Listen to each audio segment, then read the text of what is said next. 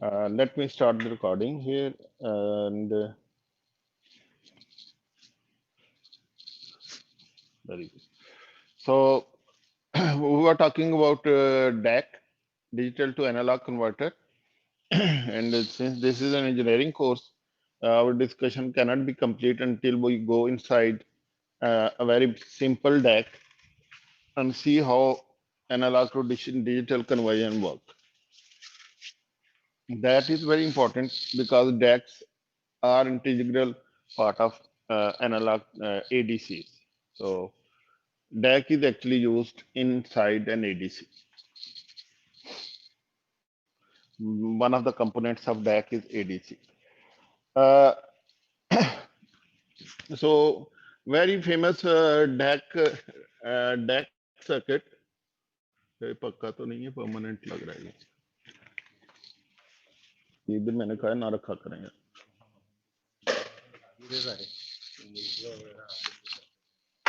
ठीक हो गया DAC circuit.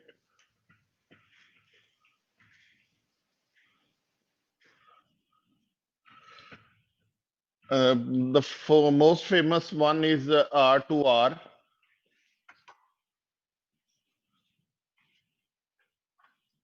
ladder DAC.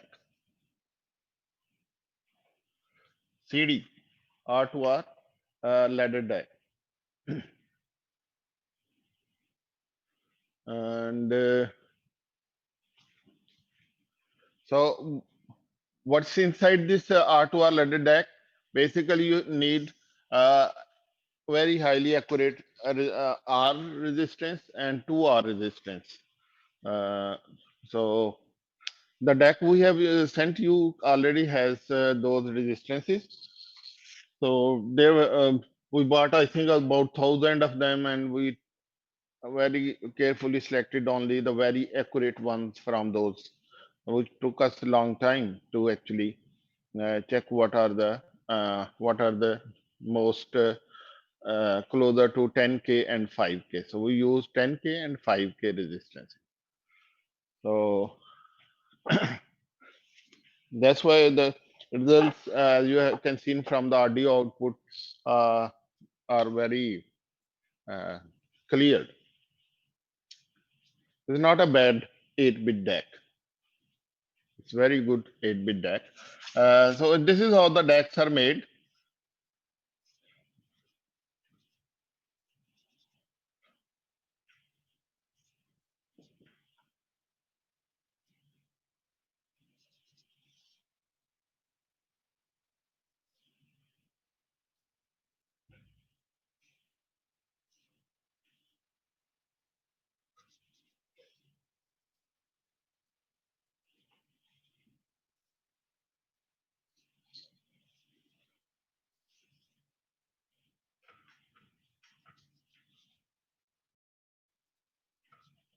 So here we go. Let's make another one for a 4-bit DAC.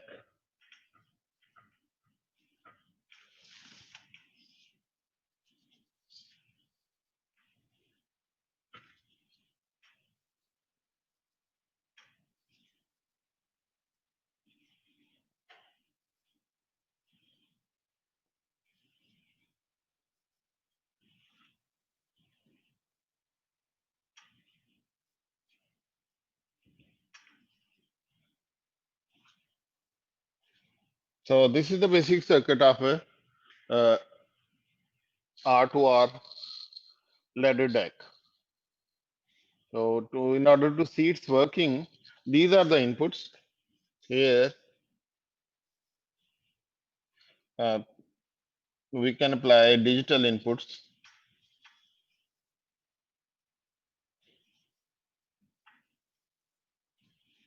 And this is a analog output.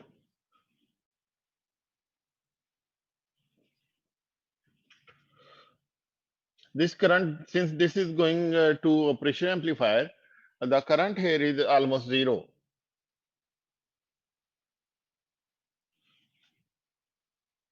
Because the operation amplifier has very high impedance. Question? Okay, so how does it work? This is MSB and this is LSB.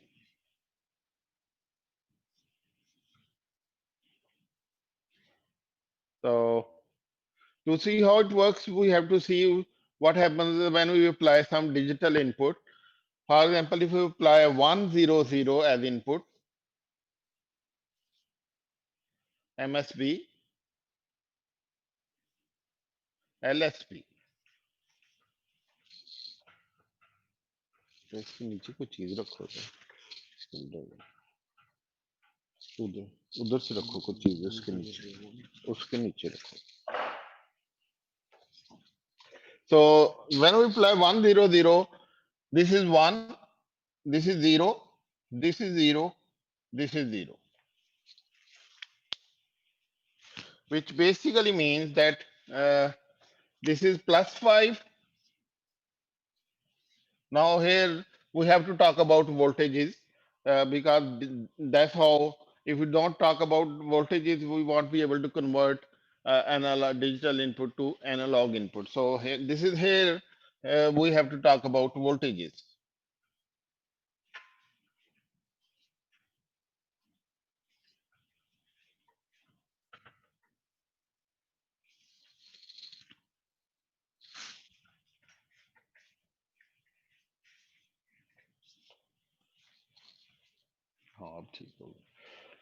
So when you apply this over here, plus 5, ground, ground, ground, what is the equivalent circuit that you see from here?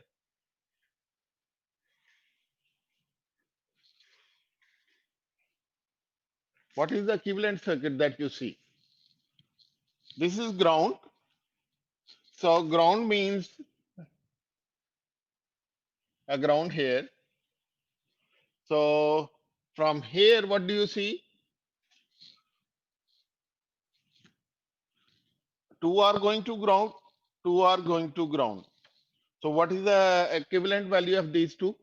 2R parallel with 2R. By Haris. What is 2R parallel with 2R?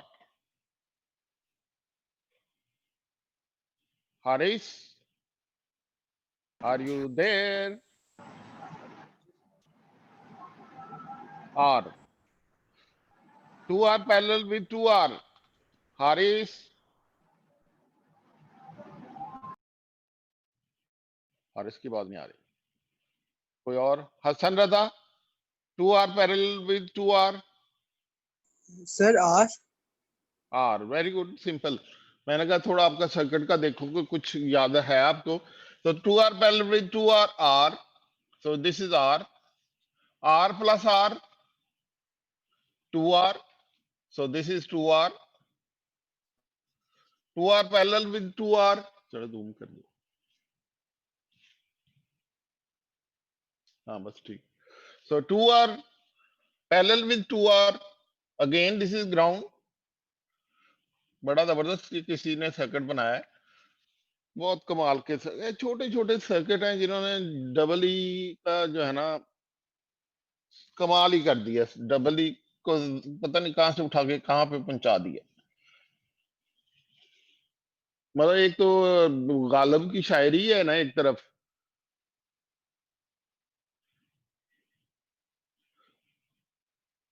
छोटे छोटे अल्फाज का चुनाव है जो हम में से कोई भी नहीं कर सकता. 5 लफ्ज उस तरह नहीं हम जोड़ सकते जिस तरह गालिब ने जोड़े हुए हैं. 10 लफ्ज कोई एक शेर उसका सुन लें, दोबारा आप उसे रिपीट नहीं कर सकते जब तक आप उसे याद ना करें.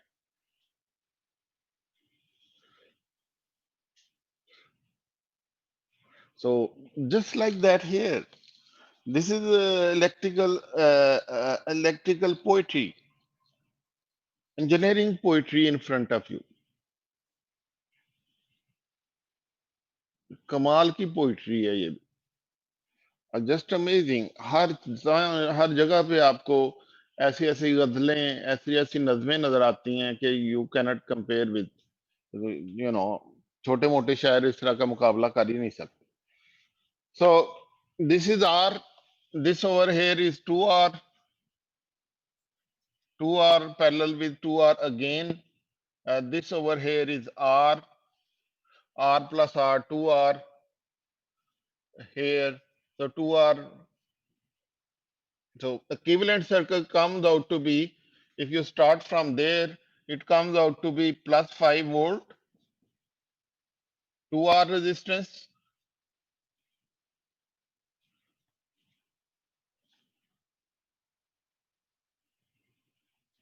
and ये सारी की सारी 2R के बराबर हो गए. All of this is equal to 2R. 2R all parallel with 2R, R plus R, 2R parallel with 2R, R plus R, 2R parallel with 2R, R plus R, 2R. So this whole thing over here is equal to 2R.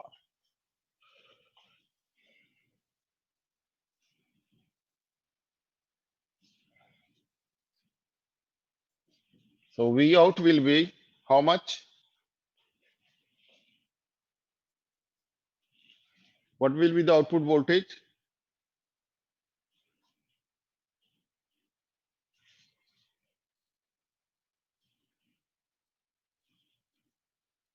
Now we don't see, if you look at this, if you want to find impedance from this side, then it is whole of this is equal to R. But you want to find equivalent circuit from the point of view of plus 5 volt. And you want to find out what is V out.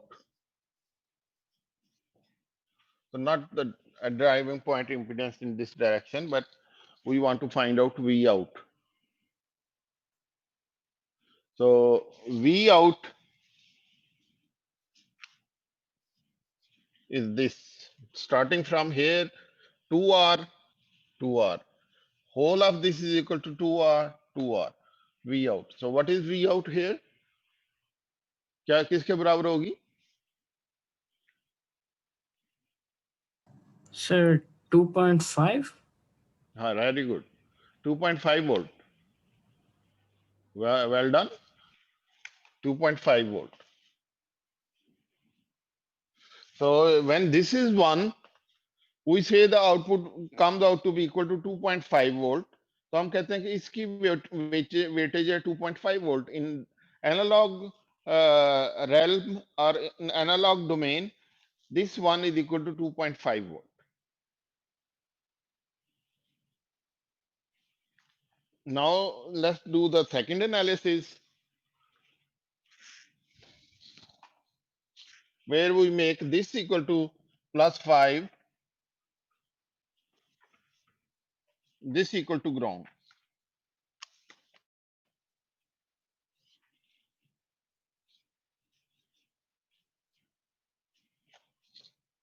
And that is equivalent to applying, that is equivalent to applying 0, 1, 0, 0. So now what is the output voltage? That we saw in the beginning of the last lecture, that comes out to be equal to 1.25 volt. Now if you draw the equivalent circuit over here, starting from this plus 5, you have to look at this circuit. So in plus 5, you have, थोड़ा सा इधर कर लेना है,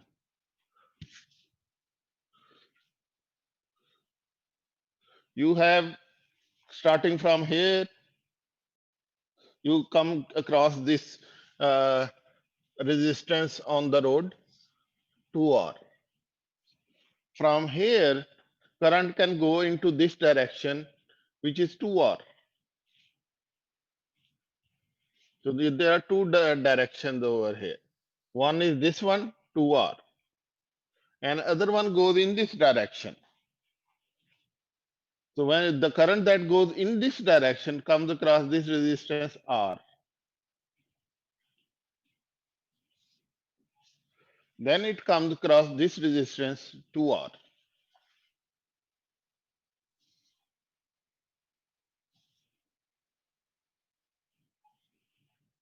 And this is the voltage that we want to find out, this voltage. So starting from here, you can see that the whole of this wing is equal to 2R. Whole of this branch of the circuit is equal to 2R. But when you go in this direction, the current that goes in this direction faces R and 2R. So 3R in this wing and 2R in this wing. From this goes in this direction and goes in this direction. थोड़ा zoom कर लो उसमें.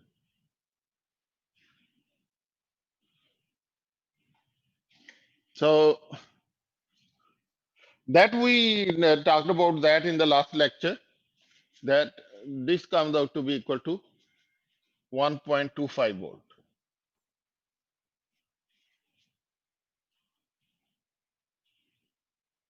ये मुझे ना कहें कि ये कैसे कैलकुलेशनें करनी है, ये सर्किट का प्रॉब्लम है. You should be able to solve this.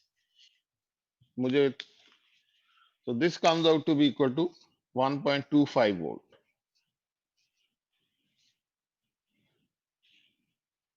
Similarly अगर मैं सिर्फ इसको 1 करूं, बाकी तीनों को 0 कर दूं,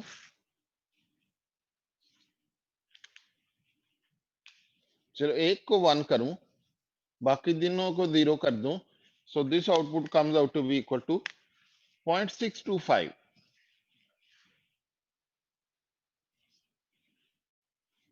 If the resistances are ideal and they are very accurate, this is what you get. And if I just do this MSB one, वो जरा कैलकुलेशन इतनी आसान नहीं है. That will need some circuit analysis to do, but that should be able. You should be able to do this, and this comes out to be good 0.3125 volt.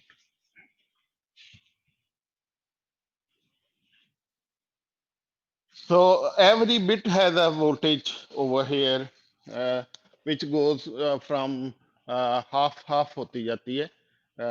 So the question is कि what happens if you apply 2 ones over here? अगर मैं ये apply करूंगा तो क्या output होगी?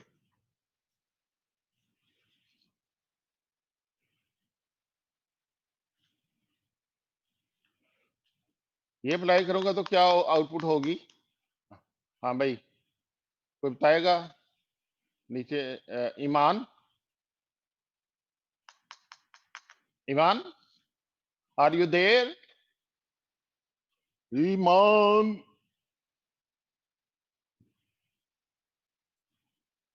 हुदा. यार ये मुझे लग रहा है ये लोग ना वीडियो ऑफ करके और माइक म्यूट करके चाय चाय पी रहे होते हैं बैठ के, या में से गप्पे शप्पे लगा रहे होते हैं, मुझे लगता है.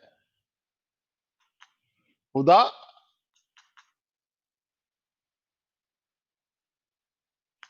No one there.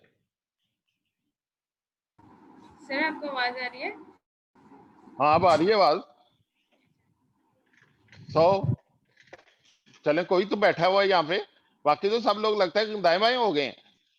Huda, what will the output in this case?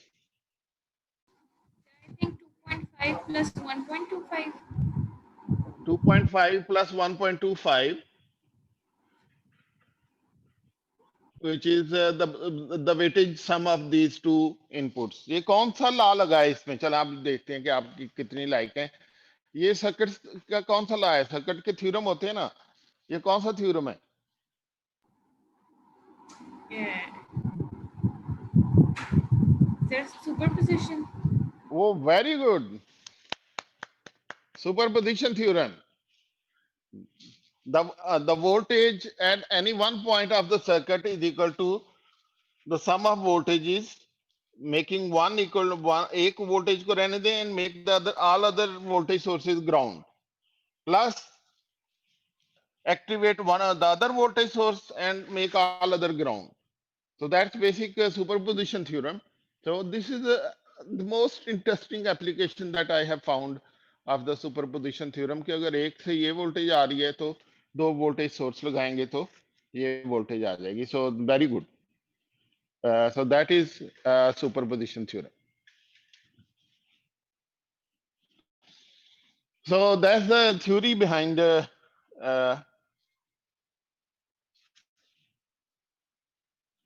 inside uh, deck. So I think we had enough of deck. We need to move on to the next topic that is part of our next lab. So before you have a, uh excuse to uh, you know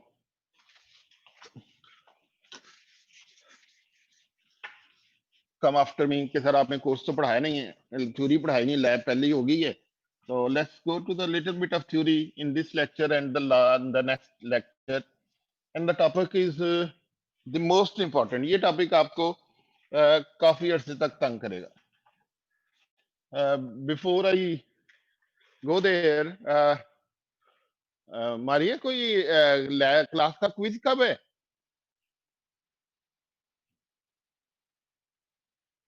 Maria Maria भी लगता है आज गई हुई है कहीं. और कौन है?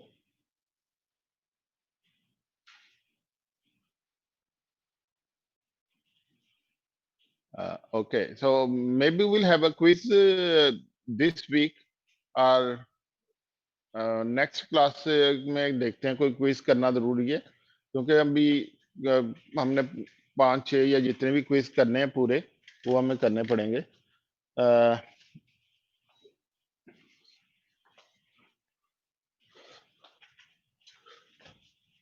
So next topic is about timers.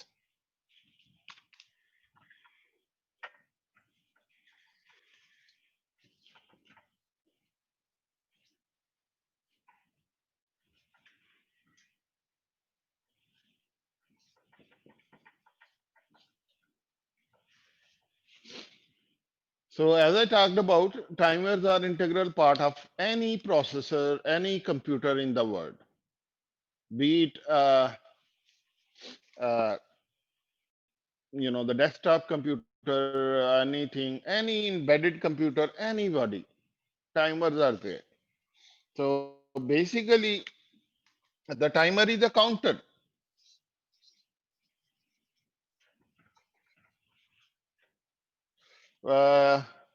Which is resettable,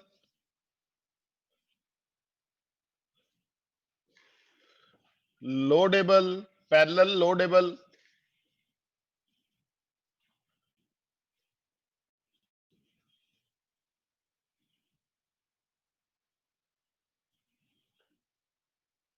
parallel loadable, और क्या होगा?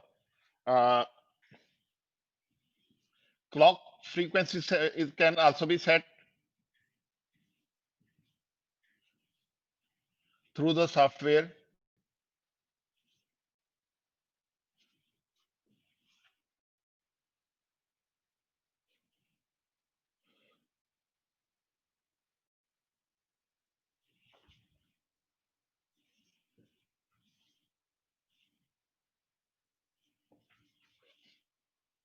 So clock frequency can be set by software. Uh,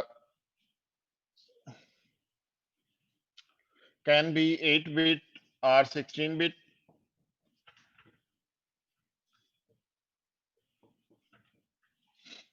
That's the counter का मैं सिर्फ बता रहा हूँ कि काउंटर इसमें क्या है, कि काउंटर रीसेटेबल है, पैरेलल लोडेबल है, क्लॉक फ्रीक्वेंसी है, कैन बी सेट. इसकी क्लॉक भी सेट हो सकती है सॉफ्टवेयर में.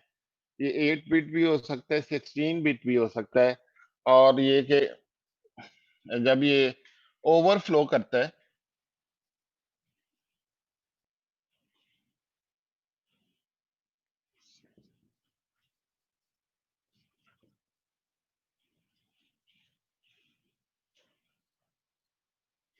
व्हेन इट ओवरफ्लोज, इसकी आउटपुट कोई ना कोई 1 हो जाती है. So that is called a flag. In most places you call it a flag. So this is a resettable parallel loadable counter.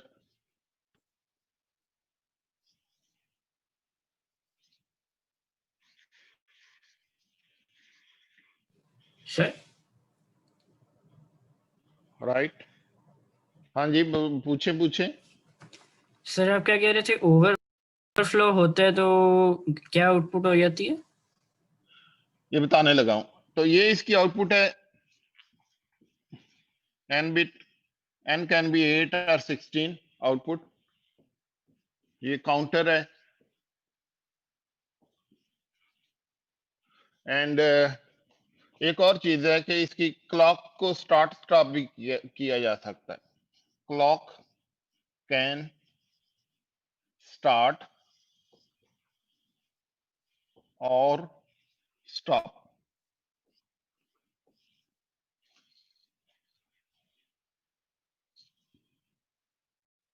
When the clock start करते हैं तो ये क्लॉक काउंटिंग करना शुरू कर देता है। When it reaches to maximum, counter कब ओवरफ्लो होता है? जब ये पूरा एफ तक रीडिंग हो जाती है उसकी। In case of 8 bit F, in case of 16 bit F all ones, then it goes back to 0 0 0। तो उसको इसकी जो सी आउट है, जो हर काउंटर एक और सी आउट होती है ना, जो हम कैस्केडिंग के लिए अगले काउंटर में यूज करते थे, ये सी आउट जो है वो 1 हो जाती है।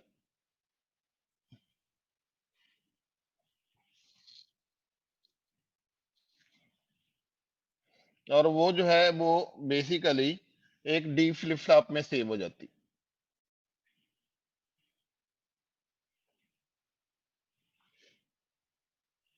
डी फ्लिप फ्लॉप को भी क्लॉक जा रही होती। इसको रीसेट भी कर सकते हैं और इसको पैरेलल लोड भी कर सकते हैं।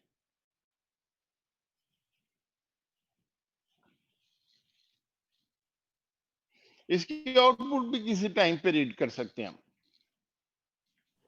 सर तो डी फ्लिप फ्लॉप में इसका, इसको कहते हैं फिर फ्लैग कह देते हैं इसको, flag, overflow flag. Sir question? Sir दोनों की क्लॉक डिफरेंट भी हो सकती है या सेम ही होती है? ये वाली क्लॉक यस सर, दोनों काउंटर की की और सेम, इसकी डी इसकी फ्लिप दोनों की फ्लॉप सेम की। होती है, दोनों की सेम होती है।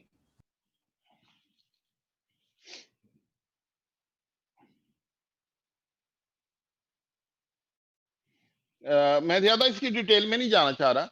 ये आउटपुट एक दफा सेट हो जाती है तो फर्दर क्लॉक जो है ना, इस काउंटर की क्लॉक, वो इस क्लॉक को कुछ नहीं कर सकती, वो इसको डिसेबल नहीं करती, ये फ्लैग रहता है। इस फ्लैग को अगर आपने करना है तो उसको आपको रीसेट करना पड़ता है फ्लैग को। इस डी फ्लिप फ्लॉप को आपको रीसेट करना पड़ता है, या क्लियर जिसे कहते हैं, या रीसेट करना पड़ता है ताकि इसकी आउटपुट 0 हो जाए दोबारा। वरना जाए ये एक दफा 1 हो जाए, ये 1 ही रहती।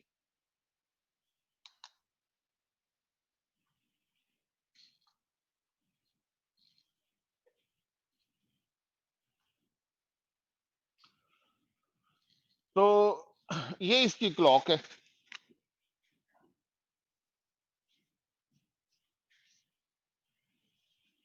अब थोड़ा सा इधर आ जाते हैं कि क्लॉक का सर्किट पहले देखते हैं कि कैसे चलता है। जूम कर देना थोड़ा।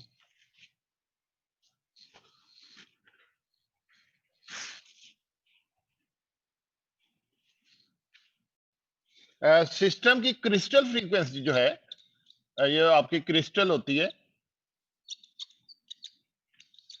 उसको ये डिवाइड बाय 4 करता है प्रोसेसर।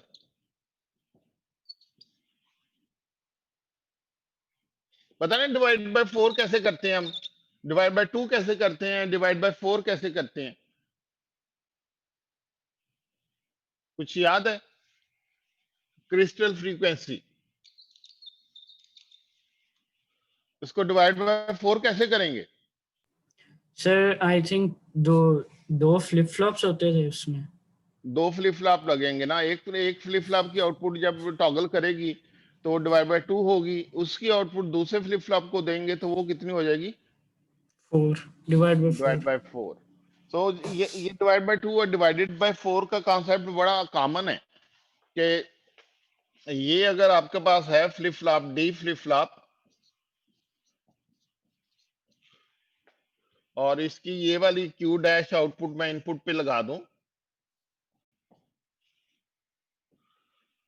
तो इधर से क्लॉक दे दूं, अगर मैं जब स्टार्ट करता हूं ये आउटपुट 1 होगी तो ये क्या होगी 0, 0 इधर आएगा, अगली क्लॉक पे ये 0 हो जाएगा, ये क्या हो जाएगी 1।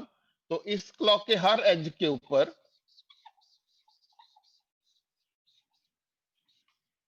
इस क्लॉक के हर एज के ऊपर पहले अगर 1 थी तो अगले एज पे ये हो जाएगी 0, अगले एज पे हो जाएगी 1, अगले एज पे हो जाएगी 0, अगले एज पे हो जाएगी 1, अगले एज पे हो जाएगी 0, राइजिंग एज पे।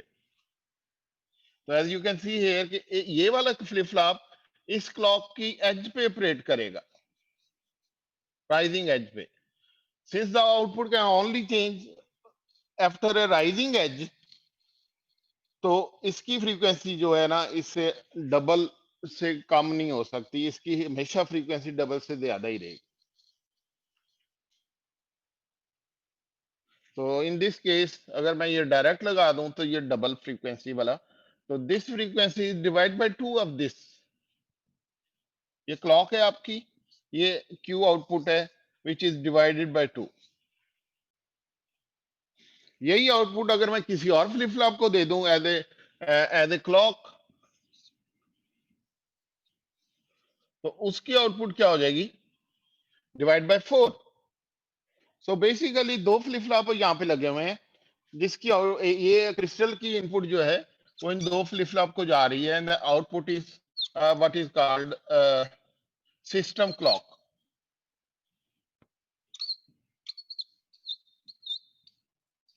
इससे कम फ्रीक्वेंसी पे, इस फ्रीक्वेंसी पे प्रोसेसर चलता है।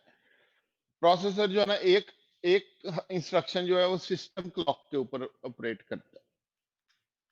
इसकी वजह मुझे नहीं पता कि क्या है, कि क्यों इतना करता है। या यूं समझ लें कि मैं जरा थोड़ा एडवांस लेवल का क्वेश्चन है कि पाइपलाइन प्रोसेसर को क्लॉक के डिफरेंट फेजेस चाहिए होते हैं, तो वो इसलिए डिवाइड बाय 4 करते हैं इसको। तो सिस्टम क्लॉक जो है डिवाइड बाय 4 बन जाती है। तो अगर आपने 4 मेगाहर्ट्ज की क्रिस्टल लगाई हुई है तो सिस्टम क्लॉक क्या होगी 1 मेगाहर्ट्ज। अगर आपने 8 मेगाहर्ट्ज की क्रिस्टल लगाई हुई है तो आपकी सिस्टम क्लॉक होगी 2 मेगाहर्ट्ज। तो आपका कोई भी काउंटर भी जो है वो 2 मेगाहर्ट्ज से ज्यादा फ्रीक्वेंसी पे ऑपरेट नहीं कर सकता। तो system clock determines the maximum clock. अब इसी क्लॉक को लेके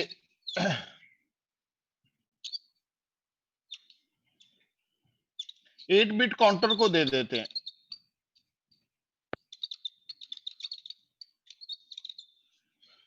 याद रखें काउंटर क्या है, काउंटर यही है, एक डी फ्लिप फ्लॉप की आउटपुट दूसरे के क्लॉक पे गई हुई है, दूसरे की आउटपुट दूसरे के क्लॉक पे गई हुई है, तो ये आउटपुट 8 बिट काउंटर को दे देते हैं।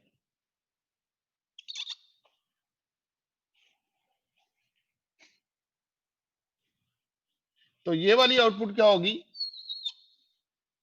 8 बिट काउंटर की D0 क्या होगी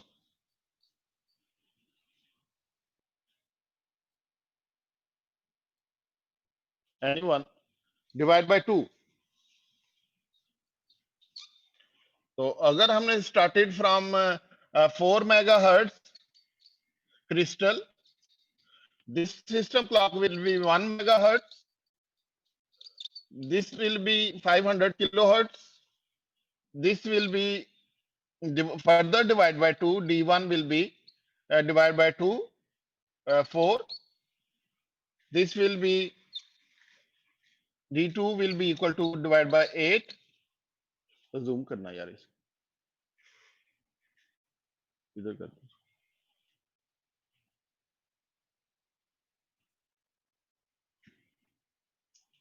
So and this will be divided by 16,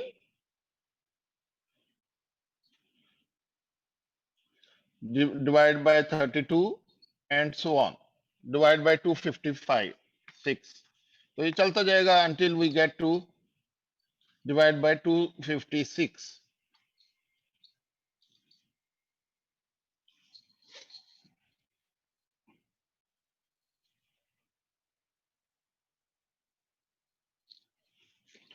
अब ये काउंटर जो है ना बाकी चीजें तो बाद में आती हैं। एक काउंटर का एक अपना एक कंट्रोल रजिस्टर होता है,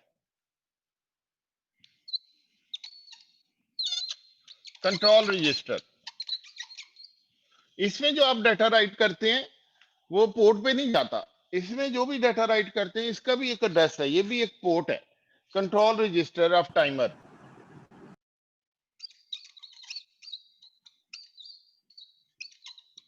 कंट्रोल ऑफ टाइमर।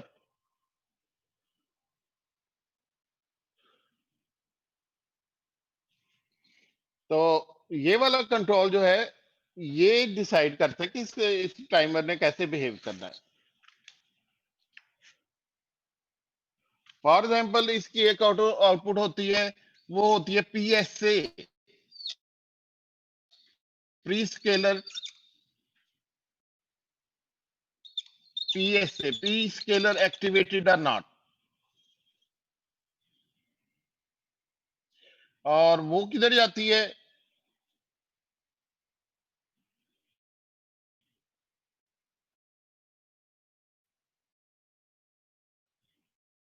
वो बात, ये सारी 8 की 8 ऑफ जो है वो कहां जाएंगी? वो जाती है 8 to 1 मक्स। 8 to 1 मक्स, 8 output. अगर 8 to 1 मक्स हो तो उसकी सिलेक्ट लाइंस कितनी होंगी? सर 3। हाँ 3, वेरी गुड। 3 select line. तो इसकी 3 सिलेक्ट लाइंस होती हैं यहां पे।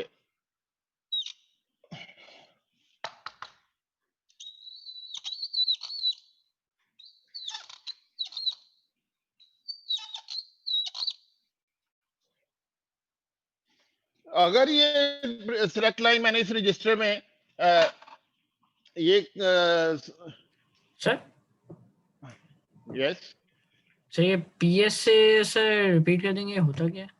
ये बाद में बताता हूँ। अभी वो मैंने कहा है ना, अभी वो बाद में बताता हूँ, अभी बताता हूँ। पहले ये बताते हैं कि ये इसकी सिलेक्ट लाइन है S0, S1, S2। तो ये 3 इसकी आउटपुट्स हैं, बिट 0, बिट 1, बिट 2। जब मैं इनमें डाटा राइट करता हूं, जो यहाँ पे वैल्यू राइट करेगा वो डिटरमाइन करेगा कि यहाँ पे कौन सी क्लॉक आएगी। याद है मल्टीप्लेक्सर सिलेक्टर होता है, सिलेक्ट करता है। अगर यहाँ पे मैं 0 0 0 दे दूंगा तो डिवाइड बाय 2 क्लॉक यहाँ पे आना शुरू हो जाएगी। अगर मैं इसको 4 दूंगा तो डिवाइड बाय 4, 1 दूंगा तो डिवाइड बाय 4 यहाँ पे आना शुरू हो जाएगी। अगर सारे 1 दूंगा, 1 1 1, तो यहाँ पे जो क्लॉक होगी कि वो क्या होगी? Divide by 256। So using 8 to 1 multiplexer, I can select any clock I want.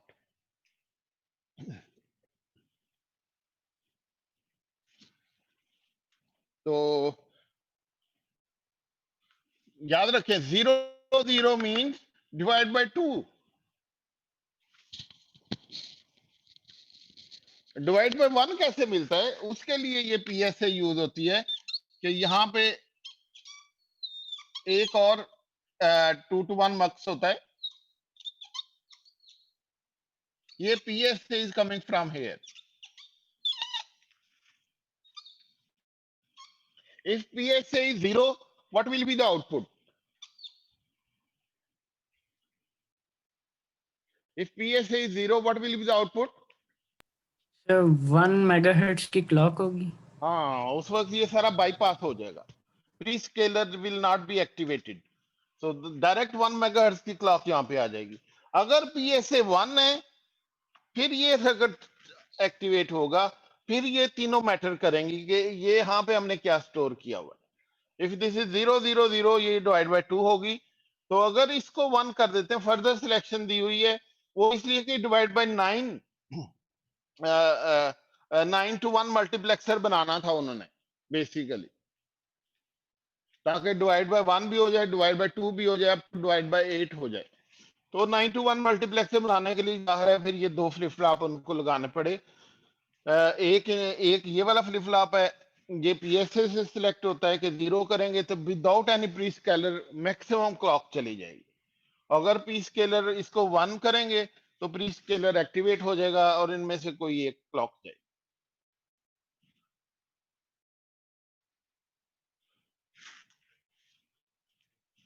और इसमें एक यहाँ पे भी जो इसकी बिट 7 होती है, इसकी टाइमर कंट्रोल की बिट 7, वो क्या करती है, वो यहाँ पे एक एंड गेट लगा होता है।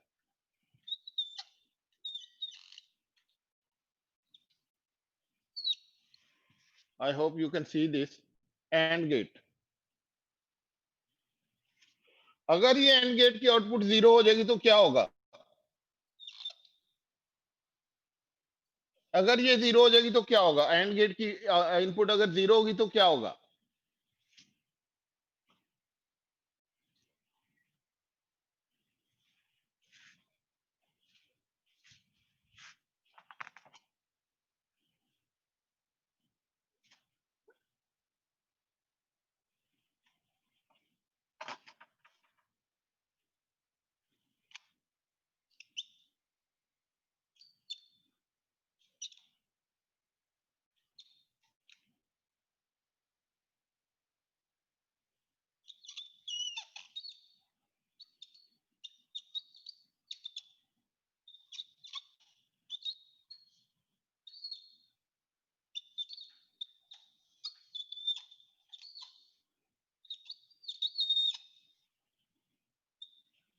दिस एंड गेट, अगर इस एंड गेट की इनपुट 0 की होगी तो क्या होगा, फाइनल आउटपुट यहां से आ रही है फाइनल। अगर ये एंड गेट की आउटपुट इनपुट एक एंड गेट की इनपुट 0 कर दें तो क्या होता है, Hasan Habib, are you there. Yes sir, output zero हो जाएगी तो इससे क्या होगा, सर, फ्रीक्वेंसी भी जीरो हो जाएगी जो क्लॉक है इससे क्या, इससे काउंटर को क्या होगा, सर, वो रुक जाएगा स्टॉप हो जाएगा ना, काउंटर स्टॉप हो जाएगा, जी काउंटिंग बंद कर देगा। और अगर इसको 1 करेंगे तो क्या होगा, सर, जो फ्रीक्वेंसी हमने सिलेक्ट की होगी उसके साथ उसकी वो क्लॉक चलनी शुरू हो जाएगी। वेरी गुड यार, आप लाइक हैं, बहुत अच्छा है, आप लाइक हैं, वेल डन। तो ये बिट 7 जो है ना, ये भी कंट्रोल करती है टाइमर स्टार्ट करना है, कब स्टार्ट करना है, कब स्टॉप करना है।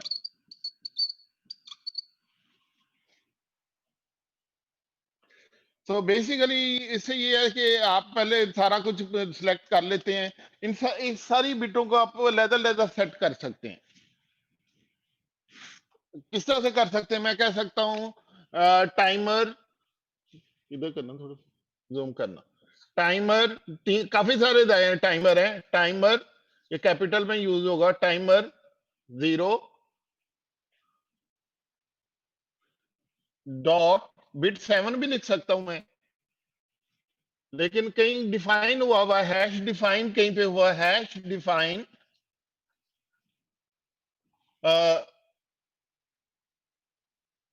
Timer 0 on equal to 7।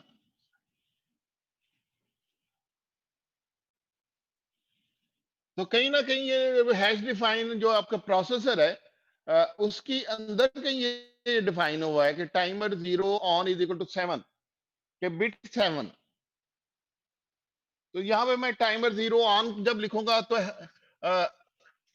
तो क्या होगा, टाइमर 0 ऑन, तो क्या होगा ये जब हैश डिफाइन से जब कंपाइलर इसको कंपाइल करेगा ना, तो जहां जहां पे हैश डिफाइन कोई चीज वैल्यू आती है उसको डायरेक्ट कट एंड पेस्ट हो जाती है। तो ये सारी चीज जब कट एंड पेस्ट होगी तो ये ऑटोमेटिकली टाइमर 0 डॉट बिट 7 बन जाएगी। तो इसको मैं अगर 1 कर दूं तो टाइमर स्टार्ट हो जाता है, इसको अगर मैं 0 कर दूं तो टाइमर स्टॉप हो जाता है।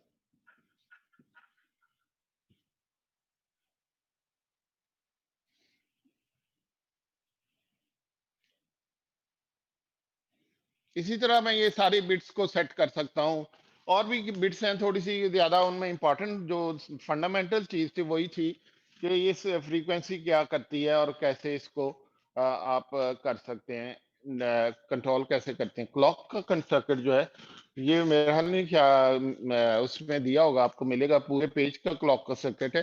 So that's how the clock works. तो what is now that we know कि ये क्लॉक कैसे काम करती है और how it works with this, तो आपको लैब में थोड़ा सा इसकी आसानी हो जाएगी। कि किस तरह से टाइमर कौन, मेरा ख्याल यहाँ पे आना चाहिए था, टाइमर जीरो कौन।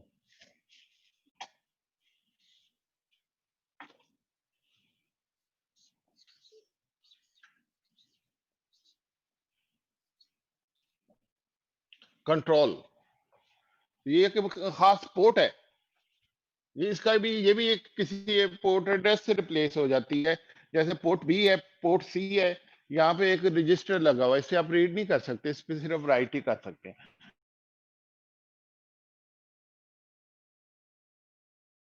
जो है that will write port.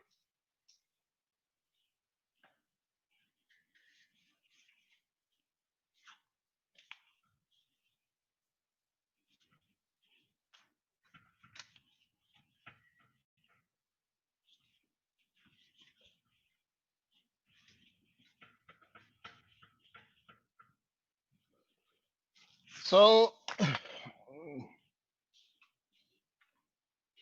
this is the processor inside your microcontroller.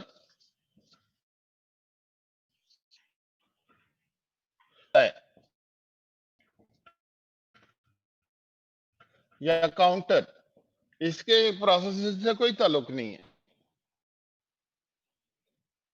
Control port पे राइट कर सकते हैं,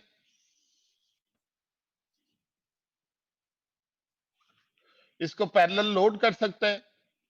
अगर तो ये 8 बिट का टाइमर है तो एक हो जाएगा टाइमर जीरो हाई, जो भी वैल्यू आप रखेंगे वो इसमें लोड हो जाएगी। और टाइमर जीरो लो, इसमें जो भी वैल्यू आप रखेंगे वो इसमें लोड, यहाँ पे मैं 0x डाल देता हूँ, यहाँ पे मैं 0xbb डाल देता हूँ, तो यहां से ये स्टार्ट करेगा काउंट करना। तो इसमें लोड, अगर 16 बिट का टाइमर है तो इसमें AABB लोड हो जाएगा। लेकिन आप स्टार्ट करने से, टाइमर को स्टार्ट करने से पहले इसकी प्री लोड वैल्यू दे देते हैं। तो ये भी एक अलग पोर्ट है टाइमर की, ये भी एक अलग पोर्ट है टाइमर की। कंट्रोल पोर्ट एक अलग पोर्ट है टाइमर की, जिसे आप इसको कंट्रोल करते हैं, इसको ऑन करते हैं, ऑफ करते हैं, ये इसकी अलग पोर्ट है। ये इसकी टाइमर हाई एक अलग रजिस्टर है, टाइमर लो एक इसका अलग रजिस्टर है, उससे जो वैल्यू लोड करते हैं वो इसमें पैरेलल लोड हो जाती हैं। तो ये टाइमर के अंदर ये सारी हार्डवेयर इसके साथ अटैच्ड है। इसकी आउटपुट भी आप रीड कर सकते हैं, 8 बिट की ये है लो, टाइमर लो, ये रीडेबल पोर्ट भी है, आप इसको रीड भी कर सकते हैं।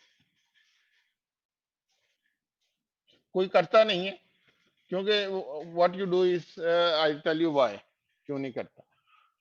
तो टाइमर का पहले बात तो ये कि काउंटर जो है इसका फिर यूज क्या है टाइमर का।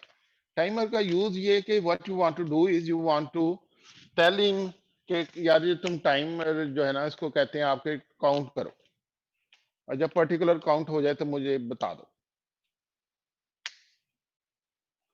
इससे मुझे एक लतीफा याद आ रहा है, या पर्सनल जाती मतलब के वाकई सुन समझ लें, एक जाती वाकया याद आ रहा है कि होता है ना कि आप वो छुपन छुपाई खेलते थे, तो उसमें एक बंदे को कहते हैं कि जाओ 100 तक गिनती गिनो। क्यों कहते हैं उसको 100 तक गिनती गिनो? डिले क्रिएट करने के लिए, एक पर्टिकुलर डिले क्रिएट करने के लिए, उतनी देर में सब लोग छुप जाए। वो एक दिन मैं वो घर में खिड़की के पास बैठा हुआ था, तो साथ ही कोई बच्चा काउंटिंग कर रहा था, 1 1 2 3 4 5 6 7 8 100 होने पे वो कहता आ जावा, तो मैं बारीक सी बात से कहता था नहीं, तो वो समझता था अभी सारे लोगों की डिले कंप्लीट नहीं हुई, वो दोबारा 100 तक गिनती शुरू कर देता था। फिर जब पूछता था 100 के बाद आ जावा, तो फिर मैं बारीक सी आवाज में कह देता था नहीं। वो काफी देर ये सीन चलता रहा, तो फिर उनको पता लग गया कि ये हमारी गेम जो है ना नहीं इस घर में से आवाज आ रही है। हाँ, वो सारी गेम का सत्यानाश मैंने कर दिया। फिर उन्होंने काफी मेरी खिड़की पे पत्थर वगैरह मारे उन बच्चों ने, खैर बट दैट वाज समथिंग। सो तो वो वहां पे काउंटर की एक क्लियर एग्जांपल मिलती है, you get a very clean example how counter is used in creating a delay.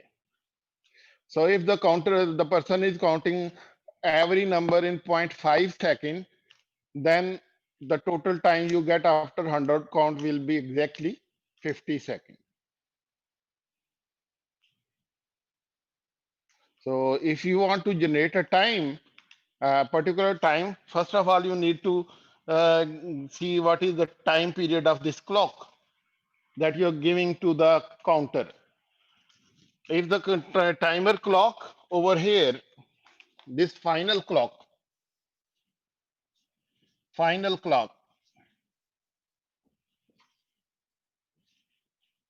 if this time you make it to exactly depending on the crystal, you can calculate कि ये clock किसके बराबर होगी। अगर मैं divide by 2 use करूं, divide by 4 करूं, या 8 करूं, या 16 करूं, I can get a value very close to, for example I get a clock time of 1 millisecond, which is equal to 1 kilohertz frequency.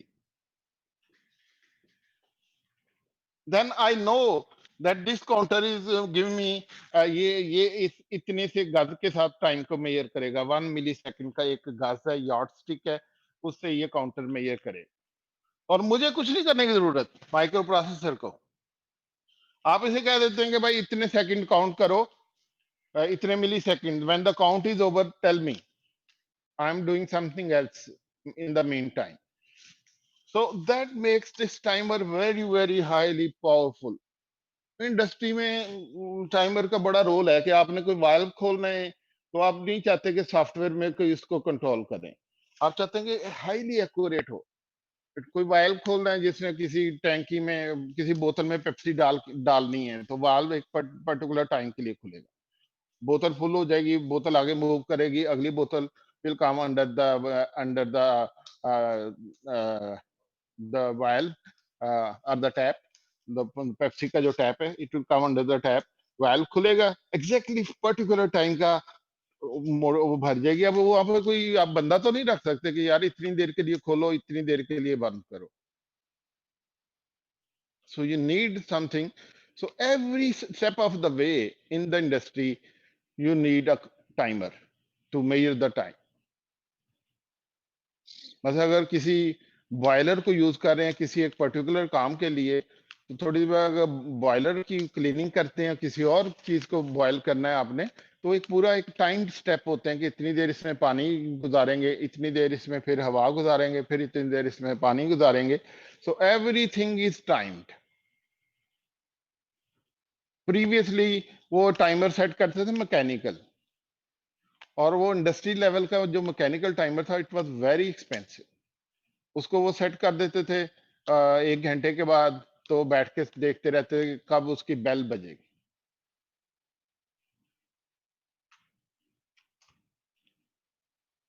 So when the bell is on, only then you know okay that there is the 1 घंटा हो गया। फिर आप छोटे को कहते हैं जाओ यार भाग के जाओ, बेल बज रही है टाइमर की, वाल्व बंद करो और दोबारा टाइमर सेट करके आ जाओ। सो दीज थिंग्स, छोटे की सारी जो थी ना यूज, छोटा जो था उसका यूज इन टाइमर्स ने खत्म कर दिया। सो इंडस्ट्रियल लेवल पे आपके पास बेशुमार टाइमर्स मिल जाते हैं, and using those timers you can control. So timer is basically someone who can give you precise time.